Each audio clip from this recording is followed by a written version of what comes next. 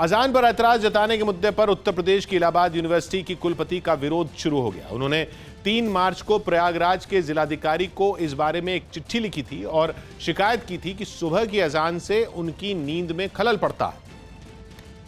और जैसे ही ये बात सामने आई, इलाहाबाद यूनिवर्सिटी के ही कुछ छात्र उनके खिलाफ प्रदर्शन करने लगे। इन छात्रों ने कुलपति संगीता श्रीवास्तव की अजान की वजह से नींद टूटने वाली बात पर आपत्ति जताई और उनका पुतला फूंका। मामले की संवेदनशीलता को देखते हुए विश्वविद्यालय में सुरक्षा कड़ी कर दी गई और जैसे ही प्रदर्शन करने वाले छात्र बवाल बढ़ाने के मूड में दिखे, पुलिस वाले उन्हें रोकने पहुंच गए। हालांकि इससे पहले इन छात्रों ने काफी हंगामा किया और उन्होंने नारे लगाते हुए कुलपति का पुतला जलाया। ये पूरा हंगामा उस समय हुआ जब इलाहाबाद यूनिवर्सिटी की कुलपति संगीता श्रीवास्तव प्रयागराज में नहीं है। वो गुजरात हाईकोर्ट के चीफ जस्टिस विक्रम नाथ की पत्नी है और 15 मार्च से छुट्टी पर है। वाइस चांसलर इन दिनों गुजरात में है। इस पत्र के सार्वजनिक होने के बाद एक तरह से हड़कंप मचा हुआ है और जो अधिकारी हैं इस मामले में बहुत कुछ बोलने को तैयार नहीं है। हालांकि इस बारे में उनके घर के बाहर तैनात सुरक्षा कर्मी ने मीडिया से बात की। हम लोग तो ड्यूटी पर रहते हैं और मैडम देर रात तक जगती हैं, तो सुबह में अचानक इतना तेज आवाज आती है तो डिस्टर्बेंस होती है। संगीता श्रीवास्तव ने अपनी चिट्ठी प्रयागराज के जिलाधिकारी के अलावा कमिश्नर, आईजी और डीआईजी को भी भेजी है, जिसके बाद इस मुद्दे पर जबानी जंग भी छिड़ गई। मुस्लिम धर्मगुरु तो खुलकर संगीता श्रीवास्तव के खिलाफ मैदान में आ गए और उन्होंने आरोप लगाया कि इलाहाबाद यूनिवर्सिटी की कुलपति ने साजिश के तहत चिट्ठी लिखी। इसका मकसद सिर्फ ये है कि किसी न किसी सूरत पर अजान पर पाबंदी लगाई जाए। जबकि बीजेपी संगीता श्रीवास्तव के साथ खड़ी नजर आई। संविधान और कानून प्रत्येक व्यक्ति को इस बात की इजाजत देता है, अधिकारों का उल्लंघन होता है तो सक्षम अधिकारी के सामने अपनी समस्या को, अपनी शिकायत को रख सकता है। चिट्ठी पर छिड़ी बहस के बीच इस मामले में पुलिस ने जांच शुरू कर दी। सुप्रीम कोर्ट और हाई कोर्ट की गाइडलाइन है कि 10 बजे शाम से सुबह 6 बजे के बीच में कोई नॉइस पोल्यूशन नहीं होना चाहिए। अध्ययन करके कार्रवाई करूंगा। इससे पहले गायक सोनू निगम ने भी जब अजान से जुड़ी कुछ ऐसी बातें कही थी तो खूब हंगामा हुआ था। और अब इलाहाबाद यूनिवर्सिटी की कुलपति की चिट्ठी पर कोहराम मच गया। इस मामले में जिलाधिकारी ने एक कमेटी भी बनाई है। अपनी चिट्ठी में संगीता श्रीवास्तव ने लिखा कि रोज सुबह करीब 5:30 बजे उनके घर के पास की मस्जिद में होने वाली अजान की आवाज से उनकी नींद टूट जाती है। यही नहीं, संगीता श्रीवास्तव ने यह भी लिखा कि नींद में खलल पड़ने से उनके सिर में दिन भर दर्द रहता है और कामकाज पर असर पड़ता है। अपनी चिट्ठी में उन्होंने उस कहावत का जिक्र किया जिसमें कहा गया था कि आपकी स्वतंत्रता वहीं खत्म हो जाती है जहां से दूसरे शख्स की नाक शुरू होती है। उन्होंने 15 मई 2020 के इलाहाबाद हाईकोर्ट के उस फैसले को आधार बनाकर शिकायत की जिसमें कहा गया था कि अजान में लाउडस्पीकर का इस्तेमाल जरूरी नहीं। हालांकि अपने खत में उन्होंने ये साफ कर दिया कि वो किसी संप्रदाय, जाति या वर्ग के खिलाफ नहीं है और सुझाव दिया कि मस्जिद में अजान लाउडस्पीकर के बिना भी हो सकती है। वहीं इस मामले में जिलाधिकारी तक शिकायत पहुंचने के बाद कुलपति के घर के पास वाली मस्जिद की कमेटी ने लाउडस्पीकर की दिशा बदल दी। साथ ही दावा किया गया कि उनकी आवाज भी धीमी कर दी गई। उसका वॉल्यूम और भी कम करा दिया है। अदरवाइज अगर और किसी को दिक्कत होती है तो सुबह के टाइम हम बिल्कुल स्लो कर देंगे। सौभाग्य की बात यह कि इलाहाबाद यूनिवर्सिटी के कुलपति ने लाउडस्पीकर पर अजान की शिकायत करके सही किया या गलत, ये सवाल महत्वपूर्ण नहीं है। अहम और असल सवाल यह है कि आखिर उनको ऐसा क्यों करना पड़ा। इस पर बवाल मचाकर या सवाल उठाकर हम उस मसले का हल कभी नहीं ढूंढ पाएंगे जो कभी गायक सोनू निगम के ट्वीट से पैदा होता है, कभी इलाहाबाद यूनिवर्सिटी की कुलपति के शिकायती पत्र से सामने आता है। धर्मस्थलों पर लाउडस्पीकर का इस्तेमाल होना चाहिए या नहीं होना चाहिए, यह सवाल जब भी हमारे सामने आता है तो हम आस्था की ओट में चले जाते हैं। मामला धर्मस्थलों से जुड़ा होता है, उससे हमारी भावनाएं जुड़ी होती हैं और धार्मिक भावनाओं को किसी भी तरह से ठेस पहुंचे यह हमको बर्दाश्त नहीं होता। हम सबके लिए इससे बड़ा अपराध हो ही नहीं सकता कि धार्मिक भावना को ठेस पहुंचा दी। हालांकि लाउडस्पीकर को धार्मिक भावनाओं से जोड़ने का कोई मतलब समझ में नहीं आता। इस बात को किसी भी धर्म के गुरु आज तक साबित भी नहीं कर पाए। यूपी में तो 3 साल पहले ही हाईकोर्ट के आदेश पर सरकार ने धर्मस्थलों पर लाउडस्पीकर के इस्तेमाल पर पाबंदी भी लगा रखी। इलाहाबाद हाईकोर्ट ने तब अपने आदेश में साफ कहा था कि चैन की नींद सोना लोगों का मूल अधिकार है। पिछले साल भी इलाहाबाद हाईकोर्ट ने अपने आदेश में कहा था कि अजान इंसान की आवाज में ही हो सकती है, उसके लिए लाउडस्पीकर का इस्तेमाल नहीं किया जा सकता। लाउडस्पीकर का शोर किसी भी धर्म को मानने वालों की सेहत के लिए ठीक नहीं है, ये बात हम सब मानते हैं, लेकिन अमल नहीं करते क्योंकि हम इसी होड़ में उलझे रहते हैं कि वो नहीं मानते तो हम क्यों मान जाए।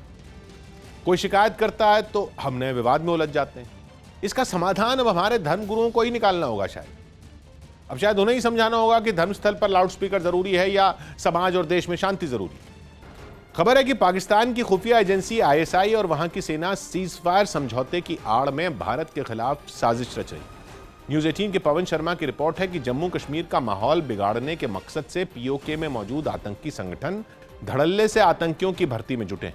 सूत्रों के मुताबिक ISI इस काम के लिए वहां मदरसों के मौलवियों पर दबाव बना रही है, जो 17 से 24 साल की उम्र के लड़कों को आतंक की राह पर लाने में दिन रात जुटे हैं। जबकि खबर है कि पंजाब प्रांत के सियालकोट जिले से भी युवाओं को मोटे वेतन का लालच देकर आतंकी संगठन में शामिल कराया गया।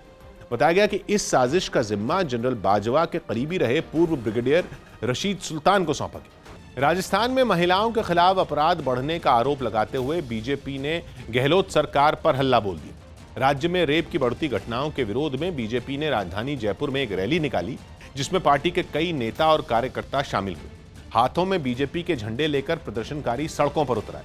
उन्होंने पोस्टरों और तख्तियों के जरिए राज्य की कानून व्यवस्था पर सवाल खड़े किए और गहलोत सरकार को घेरने की कोशिश की। राजस्थान में महिलाओं के खिलाफ बढ़ते अपराधों के खिलाफ बीजेपी ने आज हल्ला बोल दिया। बीजेपी के कार्यकर्ता सड़कों पर निकले हैं और जयपुर के अंदर मार्च निकाल रहे हैं। बीजेपी की यह रैली कई इलाकों से होते हुए जिला कलेक्टर के दफ्तर तक पहुंची। इस दौरान बड़ी संख्या में महिला कार्यकर्ता भी इस मार्च में शामिल हुई। राजस्थान जो शौर्य के लिए माना जाता था, आज अपराध में नंबर 1 है। खबर है कि प्रदर्शनकारियों ने राज्यपाल के नाम जिला कलेक्टर को एक ज्ञापन भी सौंपा। सौभाग्य की बात है कि राजस्थान में अब ऐसा लगने लगा है कि महिलाएं कहीं भी सुरक्षित नहीं है। वहां इसी महीने थाने में दारोगा ने बलात्कार किया, अस्पताल में स्वास्थ्यकर्मी ने बलात्कार किया, नाबालिग का गैंगरेप हुआ। राजस्थान सरकार हर घटना के बाद दोषियों को कड़ी सजा देने का वादा करती रही, लेकिन ऐसे वादों से क्या फायदा जिसका कोई फायदा ही ना। इस साल जनवरी महीने में ही राजस्थान में रोजाना करीब 1.5 दर्जन बलात्कार के मामले दर्ज हुए। ये उस सरकार के राज में हुआ जिसने हम लोगों से वोट मांगते समय वादा किया था कि महिलाओं की सुरक्षा के लिए 24 घंटे की हेल्पलाइन शुरू की जाएगी, जिसे महिलाएं चलाएंगी। गंभीर अपराध से पीड़ित महिलाओं को तय समय में इंसाफ दिलाने और दोषियों को सजा देने का वादा भी राजस्थान में कांग्रेस के घोषणा पत्र में था। हम लोगों ने इस पर भरोसा करके वोट दिया था, अब वो भरोसा टूट रहा।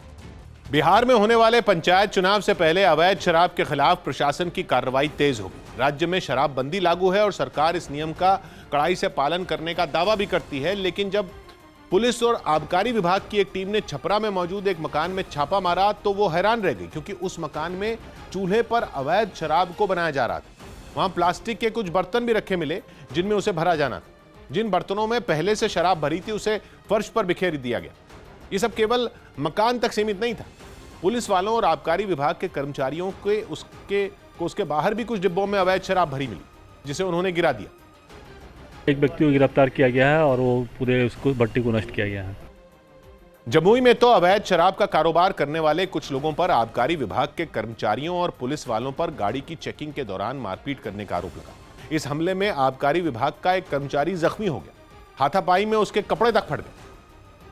उन्होंने हाथापाई किया है। इसमें जो मुख्य गाड़ी चालक हैं उसको हम लोगों ने गिरफ्तार किया है। मारपीट के बाद उसे इलाज के लिए अस्पताल ले जाया गया, जहां वो दर्द से कराहता दिखा। सौभाग्य की बात यह कि बिहार में शराबबंदी अब मजाक बनती जा रही है। वहां मुजफ्फरपुर जिले में एक स्कूल से शराब मिलने के बाद राजनीतिक बवाल पहले से मचा और अब पंचायत चुनाव से पहले शराब के अवैध अड्डों पर छापामारी अभियान चलाकर प्रशासन ने खुद मान लिया है कि बिहार में शराब बन भी रही है और बिक भी रही है। यह हाल शराबबंदी लागू होने के 5 साल बाद का है कि अब कुछ लोगों ने घरों में मिट्टी के चूल्हों को ही शराब की भट्टी बना लिया है। शराब माफिया से जुड़े लोग पुलिस और आबकारी विभाग की टीम पर जानलेवा हमला करने से भी नहीं हिचक रहे। कुछ दिन पहले ही बिहार में पुलिस के एक दारोगा की हत्या हो चुकी। ऐसी घटनाओं का एक ही मतलब निकाला जा रहा है कि बिहार में शराबबंदी लागू करने की नीयत तो अच्छी थी, लेकिन उस पर अमल करने की नीति ठीक नहीं। अगस्त 2019 में जम्मू कश्मीर से धारा 370 हटाए जाने के करीब 1.5 साल बाद जम्मू कश्मीर में टूरिज्म पटरी पर लौटता दिख रहा। बीती सर्दियों में मौसम ने जम्मू कश्मीर को एक बार फिर पुराने दौर में पहुंचा दिया और श्रीनगर में शिकारे एक बार फिर डल झील में चलते दिखे। सड़कों पर पर्यटकों की भारी भीड़ दिखने लगी। कश्मीर की खूबसूरती के बीच चेहरों पर न कोई तनाव दिखा और न कोई डर। पहले की तरह लोग एक दूसरे की फोटो खींचते दिखाई दिए। मैं 2 दिन के लिए आया था, लेकिन ये जगह इतनी अच्छी लगी कि आज मुझे 7 दिन हो गए हैं यहाँ कश्मीर में। टूरिस्ट तो बहुत सेफ है। दूसरा, यहाँ की लोकल पब्लिक और ये बहुत कोऑपरेटिव है। पर्यटन जम्मू कश्मीर की एक बड़ी आबादी के लिए पेट भरने का जरिया है। चाहे शिकारा चलाने वाले लोग हों या फिर बोट हाउस चलाने वाले, सभी के चेहरे हजारों पर्यटकों के आने से खिल उठे। इस साल हमें ऐसे देखने को मिला है कि फेब के महीने में हमारे टूरिस्ट आए। ये वो टूरिस्ट हैं जो अब्रॉड जाते थे। कोरोना संकट की वजह से लोग छुट्टियां मनाने विदेशों में नहीं जा पाए। दुनिया भर में अंतर्राष्ट्रीय पर्यटन का उद्योग ठंडा पड़ने लगा, लेकिन कश्मीर को अमन वापसी के रास्ते पर ले जाने के लिए ये हालात मुफीद साबित हुए। एक अच्छे विंटर टूरिज्म सीजन के बाद अब कश्मीर में बहार है और पहले से ही यहाँ टूरिस्ट की आमद का सिलसिला शुरू हो चुका है। केवल श्रीनगर ही नहीं बल्कि पूरे जम्मू कश्मीर में पिछले कुछ महीनों में पर्यटकों की जैसे बाढ़ सी आ गई, जिनमें गुलमर्ग भी शामिल है। गुलमर्ग में इस बार नवंबर, दिसंबर और जनवरी के महीनों में रिकॉर्ड तोड़ बर्फबारी हुई, जिसकी वजह से बड़ी संख्या में पर्यटक बर्फबारी देखने गुलमर्ग पहुंच गए, जिसके बाद गुलमर्ग में भी बहार लौट आई। कई इंच मोटी बर्फ की चादर में अटखेलियां करने के लिए हजारों पर्यटकों ने गुलमर्ग का रुख किया। कई पर्यटक बर्फ में फर्राटे भरने वाले स्नो स्कूटर चलाते दिखे। दूर दूर तक फैली बर्फ में तेजी से दौड़ना हो या बर्फीला तूफान आने पर खुद को बचाना हो, बर्फ में स्नो स्कूटर बेजोड़ है। तो कई पर्यटक स्कीइंग का मजा लेने के लिए पहुंचे। गुलमर्ग में इस बार इतनी बर्फ पड़ी कि दूर दूर तक केवल बर्फ ही बर्फ दिखने लगी। मजा आया, बहुत ज्यादा। सोचा नहीं था कि इतना मजा आएगा। हेवन है ये, और ये हमारे लिए बहुत इम्पोर्टेंट है, हमें आना चाहिए यहाँ पे। और उम्मीद ये की जा रही है कि मार्च खत्म होते होते जम्मू कश्मीर में सैलानियों का पहुंचना और बढ़ सकता है, जिसकी वजह है ट्यूलिप मेला। डल झील के किनारे ट्यूलिप का मेला शुरू होने में अब ज्यादा वक्त नहीं है, जिसे देखने के लिए हमेशा से देश भर में लोग श्रीनगर पहुंचते रहे हैं। बहुत जबरदस्त चहल पहल होती है और एक वलवला होता है लोगों में कि वो ट्यूलिप देखने के लिए यहाँ आते हैं, तो उस हवाले से भी तैयारियां चल रही है। आंकड़ों के लिहाज से भी बीते कुछ महीने जम्मू कश्मीर के लिए शानदार रहे, जिसके लिए जम्मू कश्मीर के अलग अलग सरकारी महकमों ने कई तरह के फेस्टिवल कराए और पर्यटकों के लिए कई तरह की नई सुविधाएं बनाई, जिनका असर यह हुआ कि लंबे वक्त बाद दिसंबर के महीने में कश्मीर में 13,000 पर्यटक कुदरत की खूबसूरती देखने के लिए पहुंचे, जिसकी वजह से जम्मू कश्मीर के ज्यादातर होटल पूरी तरह से भरे रहे। लेकिन जनवरी में भी यह आंकड़ा कम नहीं हुआ, बल्कि जनवरी में 18,000 पर्यटक कश्मीर पहुंच गए। फरवरी में यह आंकड़ा और भी बड़ा हो गया। 28 दिनों वाले महीने में 19,000 पर्यटक जम्मू कश्मीर पहुंचे और मार्च का महीना अभी करीब आधा ही बीता है, लेकिन कश्मीर पहुंचने वाले पर्यटकों की गिनती 13,000 के पार जा चुकी है। जम्मू कश्मीर के लिए टूरिज्म के ये हालात इसलिए अहम हैं क्योंकि करीब 19 महीने तक जम्मू कश्मीर में टूरिज्म पूरी तरह ठप रहा। पहले धारा 370 हटाए जाने की वजह से तनाव रहा, फिर कोरोना संकट ने पर्यटन को पटरी से उतार दिया था। सचिन वाजे केस में एनआईए की जांच के बीच मुंबई पुलिस कमिश्नर परमबीर सिंह पर गाज गिरी। न्यूज 18 के विवेक गुप्ता की रिपोर्ट है कि महाराष्ट्र की उद्धव सरकार ने परमबीर सिंह को मुंबई पुलिस कमिश्नर पद से हटा दिया। तबादले के बाद उन्हें होमगार्ड्स का महानिदेशक बनाया गया है। उनकी जगह पर हेमंत नगराले को मुंबई का नया पुलिस कमिश्नर बनाया गया। 58 साल के हेमंत नगराले 1987 बैच के आईपीएस ऑफिसर हैं और इससे पहले वो महाराष्ट्र पुलिस के डीजीपी के पद पर तैनात थे। मुंबई पुलिस एक नाजुक दौर से गुजर रही है। कुछ ऐसे केसेस हुए हैं जिसमें मुंबई पुलिस की विश्वासर्हता पे एक क्वेश्चन मार्क लगा हुआ है।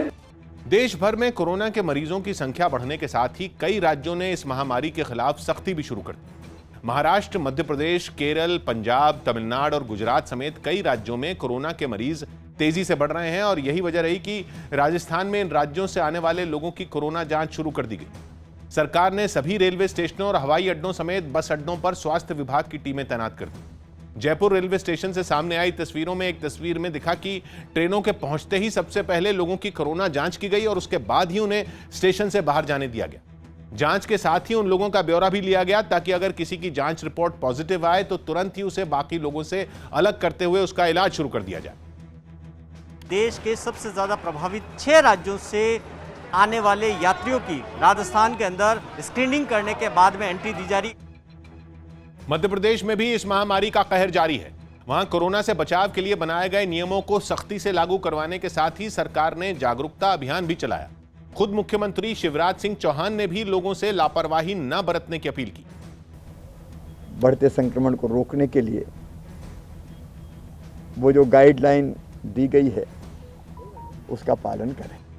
हालांकि इतनी सख्ती के बावजूद कई लोग बिना मास्क के ही बाहर घूमते दिखाई दिए। ऐसे लोगों को टोकने पर उनके पास बहानों की कमी भी नहीं मिली। आपके पास मास्क है फिर भी क्यों नहीं पहने थे आप? नहीं ये लेट हो रहे थे, मुझे घुटन होती है।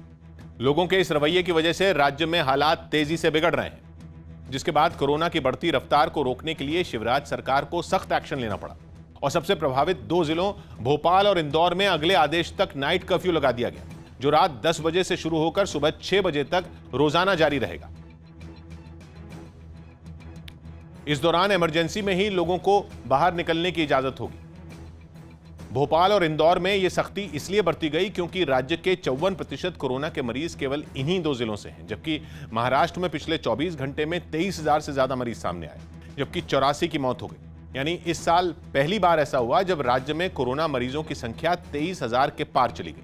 वहीं केंद्रीय स्वास्थ्य मंत्रालय ने दावा किया कि मौजूदा वक्त में देश के 76% कोरोना के मरीज सिर्फ महाराष्ट्र, केरल और पंजाब से हैं, जबकि दूसरे राज्यों में भी कोरोना के बढ़ते आंकड़े एक बार फिर लोगों को डराने लगे। इसके पीछे लोगों की लापरवाही सबसे बड़ी वजह मानी जा रही, इसीलिए उन्हें जागरूक करने के साथ ही राज्य सरकारों को सख्ती भी बरतनी पड़ रही। दिल्ली से भी इसी तरह की तस्वीरें सामने आई। कई जगहों पर गाड़ियों को रोककर मास्क न पहनने वालों के चालान काटे गए। सिविल डिफेंस के लोग यहाँ पर हैं, वो मास्क के लिए चालान काटने का जो कार्यक्रम है वो पूरी दिल्ली में इसी तरह से चल रहा है।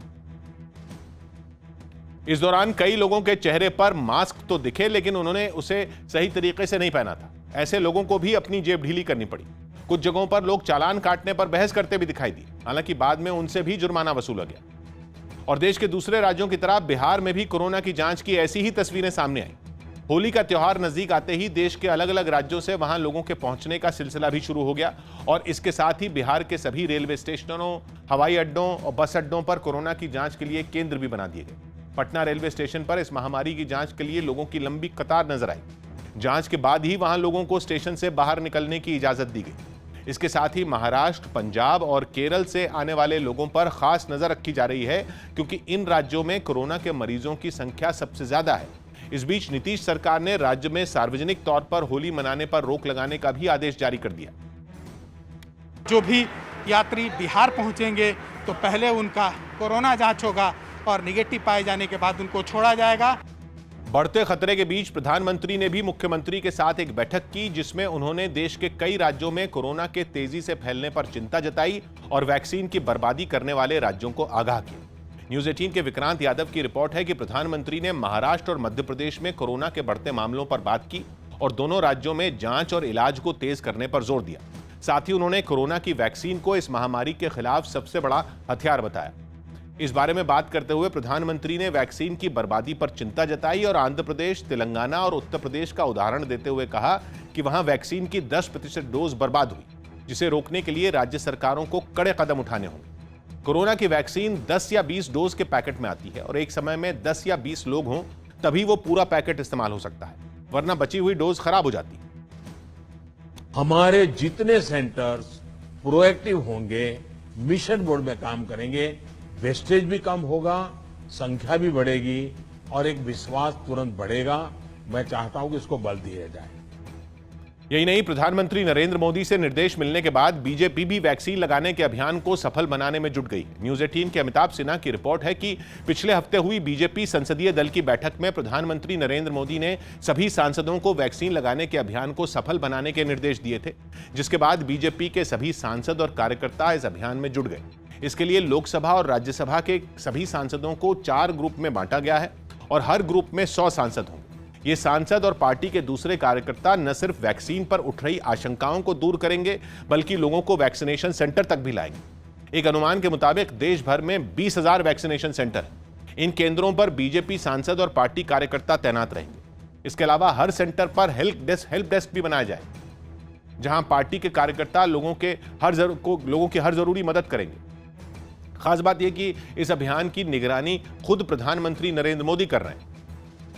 सौभाग्य की एक बात यह कि हम लोगों को कानून का डर और जिम्मेदारी का लिहाज तो पहले ही नहीं था। अब तो हम सबने अपनी जान और जानलेवा महामारी की चिंता करना भी बंद कर दिया है। कोरोना की शुरुआत में हमारे लिए सबसे बड़ी तकलीफ यही थी कि जिन इलाकों में महामारी का कहर ज्यादा था, वहां रहने वाले हर आदमी को शक की निगाह से देखा जा रहा था। वो दौर भी अब इतनी जल्दी हम भूल गए। लॉकडाउन में जो पाबंदियां हम सबको झेलनी पड़ी, उनकी याद दिलाकर भी सरकार ने हमें समझाया कि मास्क लगाना जरूरी है, वरना फिर से लॉकडाउन की नौबत आ रही। हमारी आदत फिर भी नहीं सुनी। हमने अपनी मनमानी कर ली और कोरोना को मनमानी करने की खुली छूट दी। जनवरी तक जो संकट काबू में आता दिख रहा था वो अब सरकार के लिए चिंता का विषय बन गया है। जनवरी के मुकाबले कई राज्यों में कोरोना के मामले 4-5 गुना बढ़ गए हैं और बढ़ते ही जा रहे हैं। उसे रोकने के लिए प्रधानमंत्री मोदी ने एक बार फिर अपील की है कि दवाई और कड़ाई दोनों जरूरी हैं। इन दोनों मामलों में हम अपने जाहिलपन का रिकॉर्ड तोड़ने में जुटे हैं। मास्क हम लगा नहीं रहे, कोरोना की वैक्सीन लगवाने से भी कन्नी काट रहे हैं। माना कि हम लोगों ने ठान ही लिया है कि जब तक कड़ाई नहीं तब तक सुधरेंगे नहीं। अब तैयार रहिए, महाराष्ट्र, मध्य प्रदेश और पंजाब के कई शहरों में रात का कर्फ्यू लग चुका है। आगे और भी सख्ती होगी, इसका संकेत भी सरकारों ने दे दिया। तय हमको करना है कि 10-20 रुपए का मास्क नियम पूर्वक लगाने में नुकसान है या फिर हजारों रुपए जुर्माना भरने और लाखों रुपए इलाज में फूंकने। राजस्थान में विधानसभा की 3 सीटों पर होने वाले उपचुनाव से पहले ही राजस्थान एकीकृत बेरोजगार संघ ने गहलोत सरकार के विरोध में अपने उम्मीदवार मैदान में उतार दिए। बेरोजगारी के मुद्दे पर इस समूह से जुड़े लोगों ने पूरे राजस्थान में कांग्रेस सरकार के खिलाफ मोर्चा खोल रखा है और नौकरी नहीं तो वोट नहीं अभियान के तहत उन्होंने विधानसभा की इन तीनों सीटों पर अपने उम्मीदवार भी उतार दिए।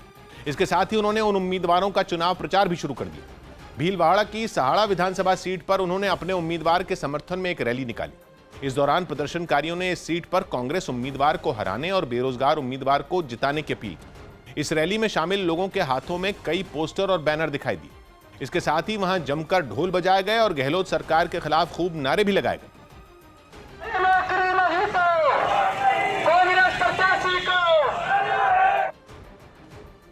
प्रदर्शनकारियों की यह चुनावी रैली कई इलाकों से होकर गुजरी। सहाड़ा के अलावा सुजानगढ़ और राजसमंद में भी इसी तरह कांग्रेस उम्मीदवारों के विरोध में प्रचार किया गया। इन सभी सीटों पर 17 अप्रैल को उपचुनाव होने। सौभाग्य की एक बात यह कि पिछले कुछ महीनों से कांग्रेस बेरोजगारी के मुद्दे पर केंद्र सरकार पर हमलावर थी और अब वही मुद्दा राजस्थान में कांग्रेस की सरकार के गले पड़ गया है। वहां 2.25 साल पहले अशोक गहलोत की सरकार बेरोजगारी मिटाने का वादा करके ही सत्ता में आई थी। करीब साल भर तक इंतजार करने के बाद राजस्थान के बेरोजगारों ने अपना महासंघ बना लिया। 1 साल से राजस्थान एकीकृत बेरोजगार महासंघ आरोप लगा रहा है कि वहां स्वास्थ्य, शिक्षा, पंचायत और पुलिस विभागों में खाली पद नहीं भरे जा रहे। जिन पदों पर भर्ती भी शुरू भी हुई तो प्रक्रिया अटक गई। पिछले महीने भी राजस्थान में बेरोजगार युवकों ने सरकार को चेतावनी देने के लिए प्रदर्शन किया था। अब वो विधानसभा उपचुनाव में कांग्रेस को घेरने के लिए निकल पड़े। जयपुर में संजीव प्रकाशन के दफ्तर में तोड़फोड़ की गई, जिसका आरोप राष्ट्रीय मुस्लिम परिषद नाम के संगठन के कार्यकर्ताओं पर लगा। संगठन के कार्यकर्ता संजीव प्रकाशन की एक किताब में छपी आतंकवाद की परिभाषा से नाराज थे और इस बात पर उन्होंने जमकर हंगामा किया और संजीव प्रकाशन के दफ्तर में घुसकर काफी तोड़फोड़ की, जिसका एक वीडियो भी सामने आया जिसमें कुछ लोग दफ्तर के अंदर उत्पात मचाते दिखाई दिए। उन्होंने वहां रखी किताबें, मेज और कुर्सियों को निशाना बनाया। चंद मिनटों में आरोपियों ने पूरे दफ्तर को तहस नहस कर दिया।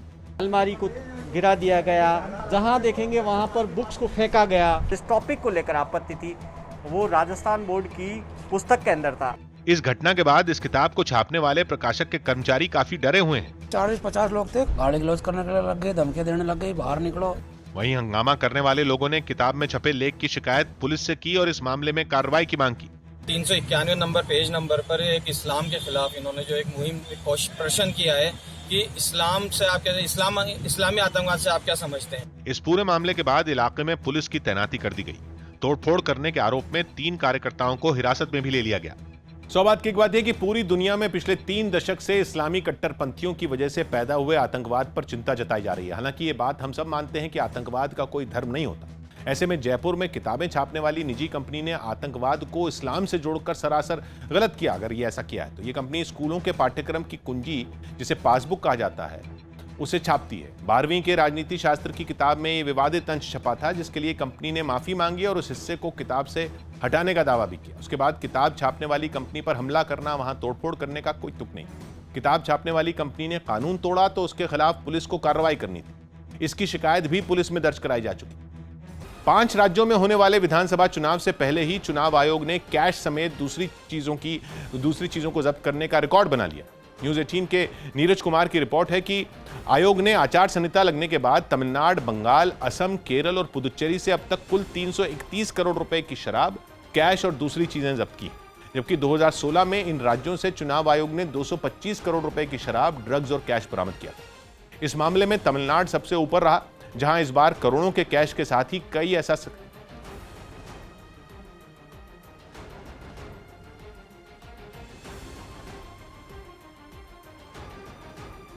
काफी ऐसा सामान बरामद हुआ जिसकी कीमत 127 करोड़ रुपए आंकी गई। वहीं इस लिस्ट में पश्चिम बंगाल दूसरे नंबर पर रहा, जहां कैश समेत 112 करोड़ रुपए की दूसरी चीजें बरामद की। असम से चुनाव आयोग ने 64 करोड़ और केरल से 22 करोड़ रुपए का सामान बरामद किया।